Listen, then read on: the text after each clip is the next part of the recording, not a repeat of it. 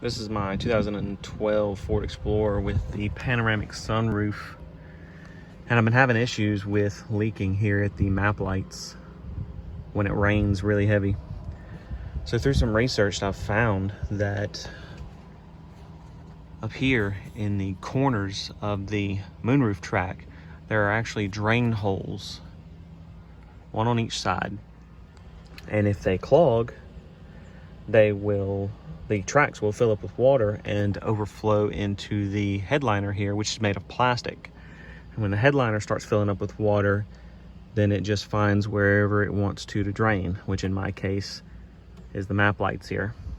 I have, through research, found out that the moonroof motors, which are housed up here in the headliner, will get water damaged and eventually fail, causing you to have to replace them.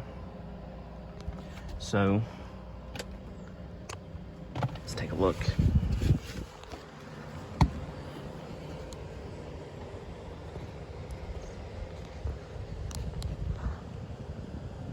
Right over there in the corner, the very corner, that dark spot is the drain hole.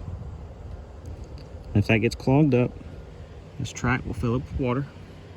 It'll go into this plastic headliner and fill up with water.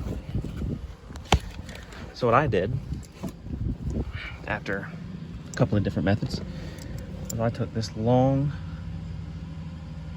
air blower, connected it to my compressor, has this rubber tip. I took that rubber tip and shoved it down into that hole as far as I could, creating a seal. And when the air bubbles from the retaining water stopped, I knew I had a good seal and forced air down into that hole, unblocking the tube from whatever obstruction had it blocked. And now it drains beautifully. So this is just my particular fix. Some guys have been able to do it with weed eater string. Some guys have been able to do it with a can of compressed air. This was just my particular take on it. So if you've had this problem, let me know what you've done to fix it.